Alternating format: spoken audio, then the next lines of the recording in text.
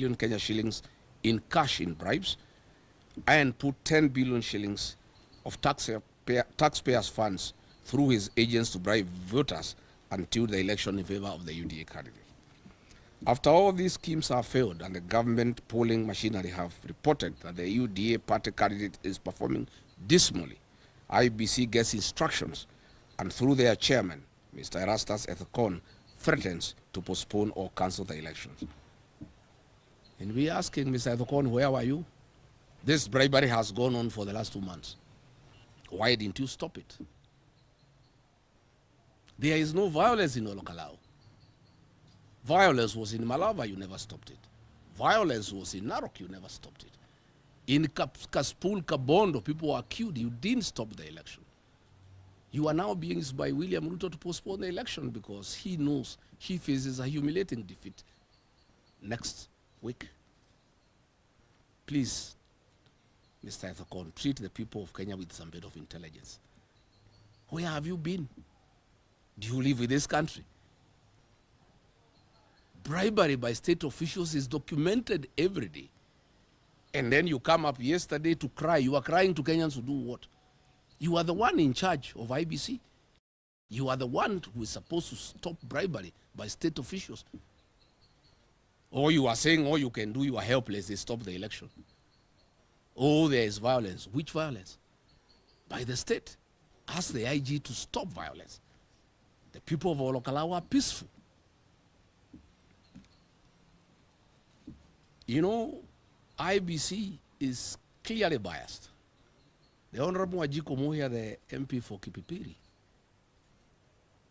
gave a caution that IDs are being bought by UDA for the purposes of giving them to outsiders to come and vote, and asked the people of Olokalawo not to allow outsiders to come and vote in Olokalawo.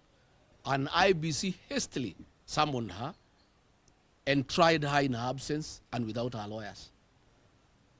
Yet, UDA has been bribing people openly. You have never raised a finger. Instead of summoning them, you want to stop the election. Give us a break.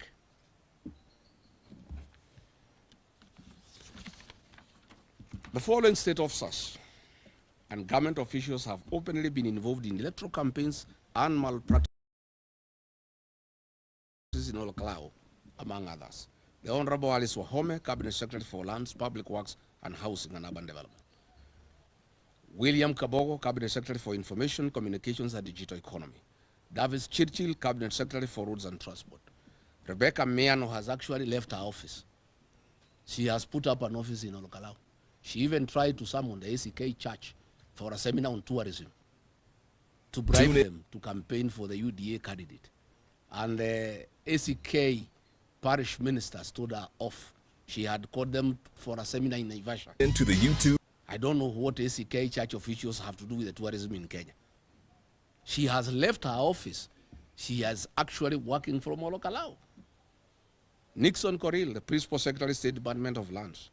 Patrick Mariru, Principal Secretary, State Department for Defense.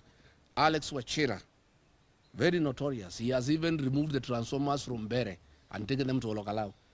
The transformers he took to Bere during the Bere by-election, he has now removed them and taken them to Olokalawo. Joseph Bogwa, the Principal Secretary for State Department for Roads. All roads in Nyandarua, in all the neighboring constituencies, have stalled. But in Olokalawo, he is there launching roads. Mary Mudhoni, the Principal State Secretary for Public Health, she was having with Aden Duale.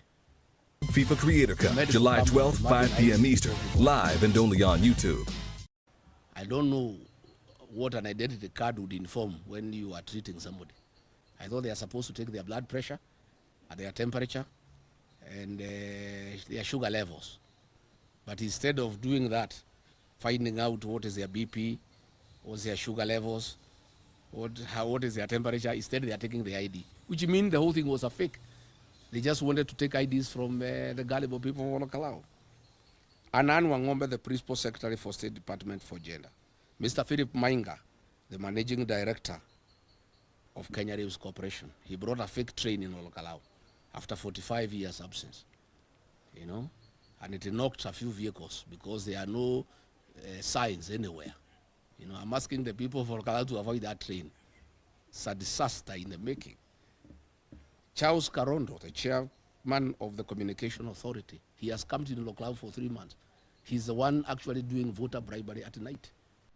You know, when he's not in Kalou, he's in Kehab. Where he's been the sponsor to oppose the Nation. He's the one actually mapping all the homes.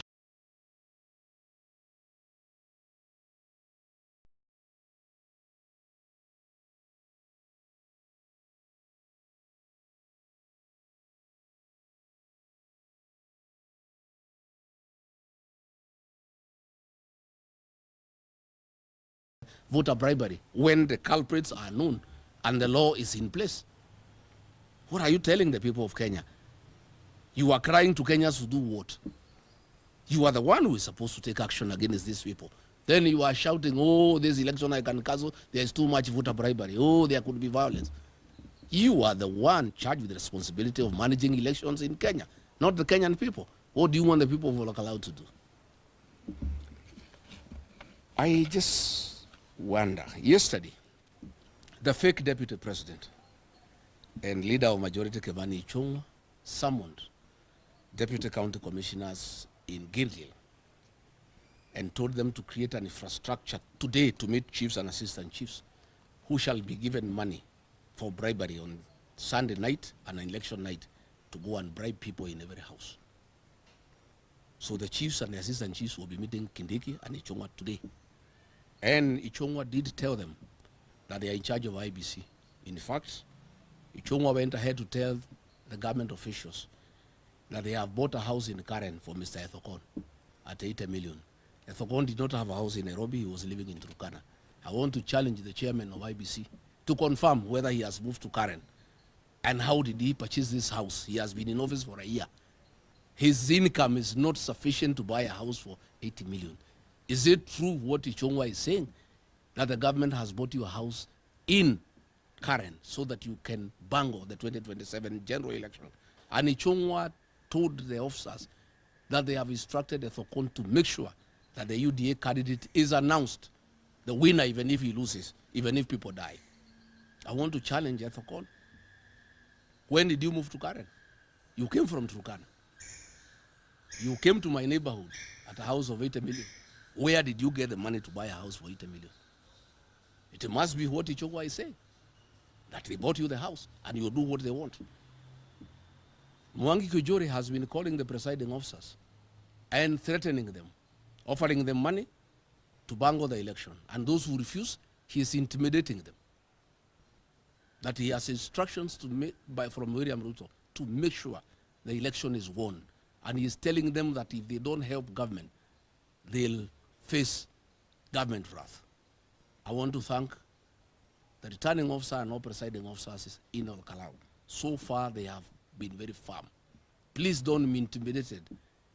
Kionjore, Ichung'wa, Kindiki, Ruto will take you nowhere. Live up to the oath you have taken to conduct free and fair election in Kalou. I want to say, Bwana Ethokon, do the right thing. Don't try to postpone this election. Make sure there is no violence. Talk to the IG to make a public statement that goons will not be allowed into Kalou. Because if there are no goons, the election will be peaceful. The people of Kalou are extremely peaceful and they don't want violence. During the 25th commemoration of Gen Z protests, we saw police deployment in the city.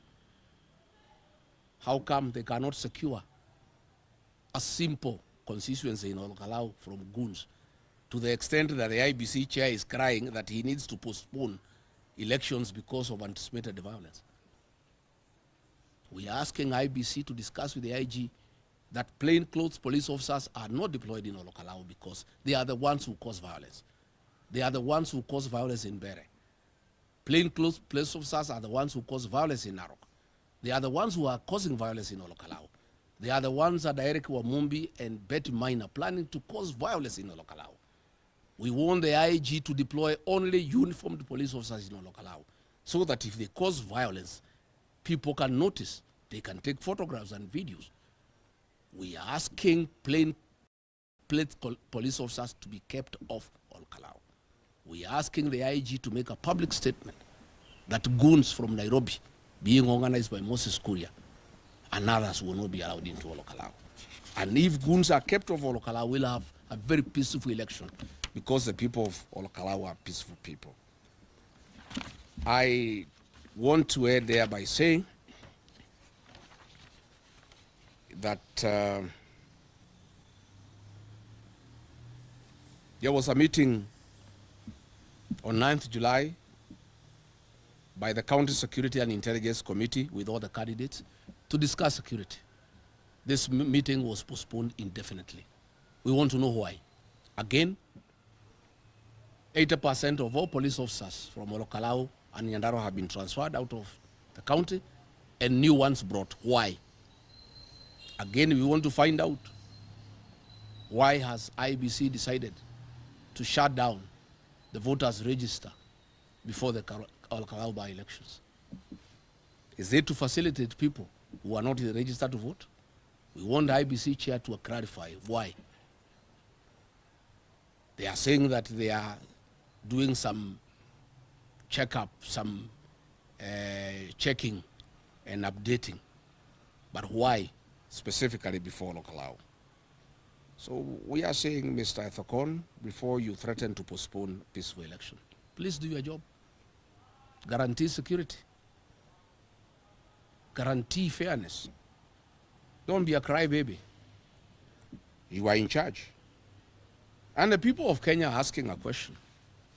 If IBC is afraid of conducting elections in one constituency because of purported anticipated violence, what if there is violence next year?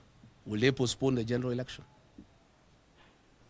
We are saying, are you telling the people of Kenya that you have no capacity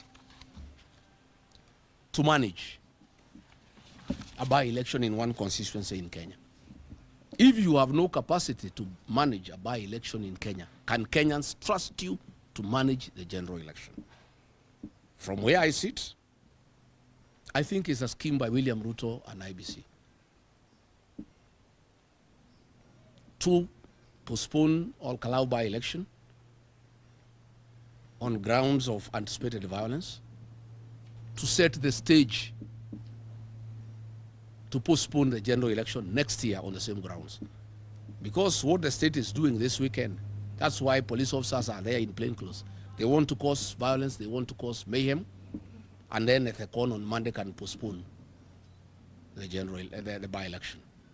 I want to tell the IBC, if you postpone this by-election, you have lost credibility completely. You will never recover. And you will have no more authority to tell the people of Kenya that they can trust you to conduct the general election. I am persuaded, and I think I'm right. This is a scheme by William Ruto, knowing he's in trouble from Kenya and he'll be voted out next year, to use Olokalao by-election as a precedence where they postpone the by-election on account of perceived unanticipated violence, and then next year the government can cause violence across the whole country, and then the IBC commissioners can say, just like we did in Olokalao, we are postponing the general election, and then William Ruto can continue being in office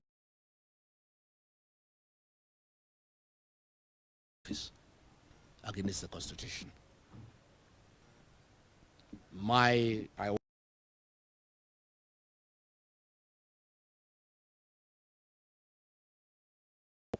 And I want to say,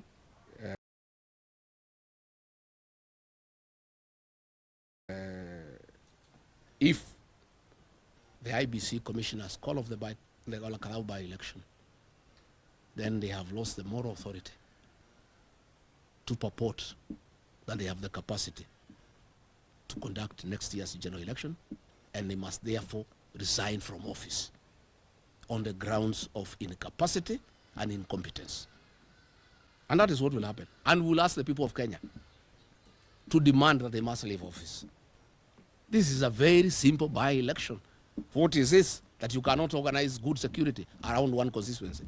That you cannot deal with rogue ministers and PSs in one constituency. How can you come and tell us that you can manage a general election if already you are developing cold feet? But they are not developing cold feet. They have been told to postpone Kalou. And for William Ruto, let me also tell you, my brother, because I was your friend once. Those people you are giving money to campaign on Kalou want this election postponed because they want more money from you. They are saying if this election is over, they are not likely to get any more money from you. So they are also causing problems in Olokalau, Akina Kiunjure, and others, like in Faith Getau. Because they are saying you have been giving them too much money. 15 million shillings every day. They are saying they need that money to continue. So they would like the thing to be postponed for another time so that they can continue having money. Finally, I want to call for peaceful by-election in Olokalau. The Olokalau by-election for DCP is a local affair. We have left it to Senator Metho and Jiko Muhea and the local people to do their politics. And I want to tell my brother Irongo Kangata, I heard him saying that he wants to come with the Damonanchi to Olokalau. We don't need you there for DCP unless you are coming to campaign for another party. If you want to come and campaign for UDA, please go ahead. If you want to come and campaign for Jubilee, go ahead, or any other party. But DCP, ours is a local campaign. We don't want confusion in Olokalau. The campaign has gone on for 3 months. Irongo Kangata has never been in Olokalau. He does not understand Olokalau. He doesn't understand the issues. He doesn't understand the narrative. He cannot come and bring Leader Mwananchi there to campaign the last day without knowing what the issues are and how the campaign is being done. That campaign has been going on for 2 months, led by Senator John Metho and others. You have not even talked to John Metho. How do you say you are coming to campaign for a candidate? You don't even know him. You have never seen him. You don't know the area. You don't know what is happening. For DCP, we have a local campaign. Even the principals of the United Alternative Government have requested them to let the people of Kalou do their own campaign. It's a local campaign with the local issues, and we would like it to remain that way. That is what I have told Senator of Muranga to tell Irongo Kangata. Asilete kierere Olokalau. It's not necessary. Let him leave the people of Olokalau to do their own campaign and deal with their issues the way they know how. I am on standby myself. I have not been to Olokalau because it's not necessary. The campaign is going on very well. But if the team leader, Senator John Metho, requests my presence in Olokalau, I'll be available. That request has not come. And I'm happy with what is going on.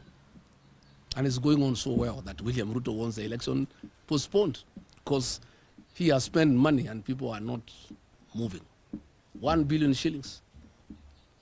There is no change in Olokalau. So if you guys are going there to cover the by-election, make sure you carry change, otherwise you lose your money. The only currency in circulation is 1,000. So if you want tea, you must pay with 1,000, there is no change.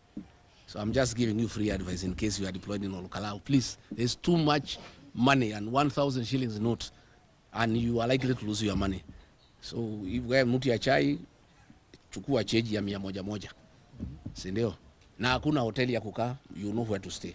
All the places are full. And also be careful. When you go there, take care. The Twilight girls have also gone to Olokalau.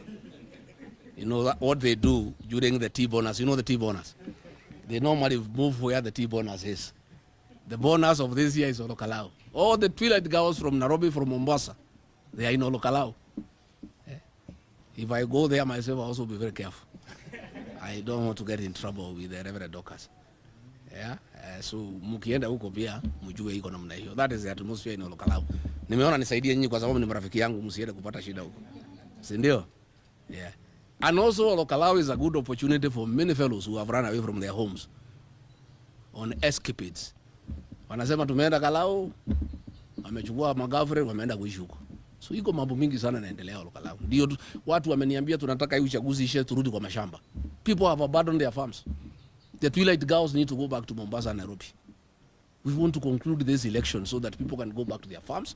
The Twilight girls can go back to where they have come from. Or the people who have run away from their homes can go back to their wives. Yeah? And also we can get normal currency so that we restore the dignity of the economy. Otherwise, the money has stifled the economy of Olokalau. It's just too much confusion, you know, in the economy of Olokalau. And you know it is not sustainable. So we may have shock therapy, which we don't want in Olokalau. After the election is gone, there will be shock. because of absence of money. I think I've said what I needed to say. Oswari Gachane? Yes, there was a time the method of alternative government saying that official communication that you are to be one of the candidates. What happened? Well, we agreed that in Kalou there are no issues really. Those issues occur in cities like Nairobi, Mombasa, where friendly fire can be injurious to the coalition.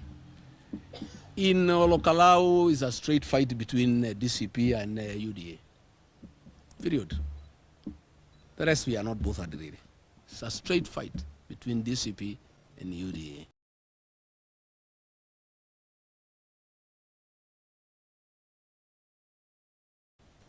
And the others is friendly fire.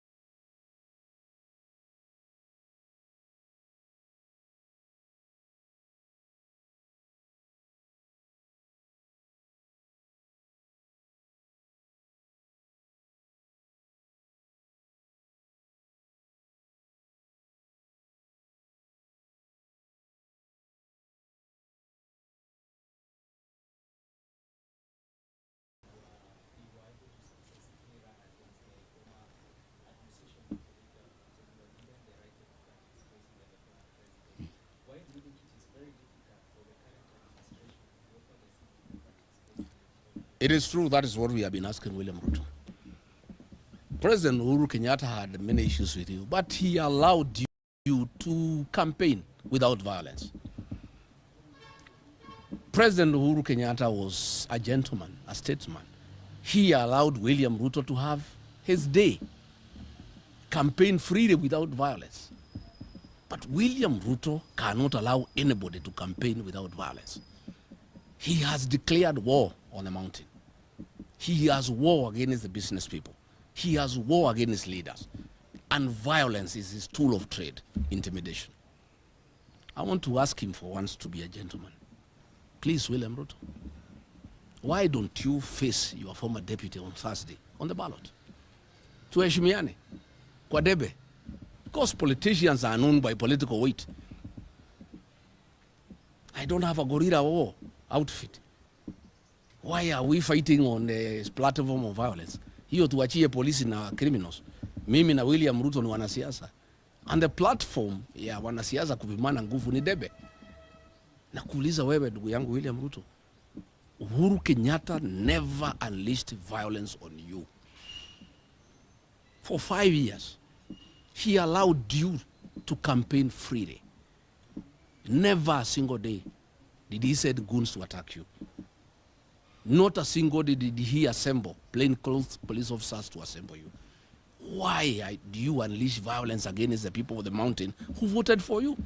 These people, even if they are bad on you, be a decent person. Ukuwe na shukurani. At least they gave you their vote. Why do you send goons to humiliate them and injure them? As we speak, one young man is in a coma in ICU in Nakuru. The one who was attacked by the team of called Nairobi Sierra under the command of Eric Wamumbi. That young man is struggling for his life. William Ruto, be a politician. Don't be thuggish. Wachana na mambo ya goons wewe kiongozi. Kuja tupambane kwa debe. Kura ipigwe, ihesabiwe, ijulikane nani yako na nguvu katika eneo hilo. Kutoka huko mbele ujue vile utajipanga na sisi tujipange huko mbele. Yeah. Asante sana. Thank you. Last one. Do you think that this Kalou election is going to be the marking sum in how 2027 will play out in Kenya politics? I don't think so.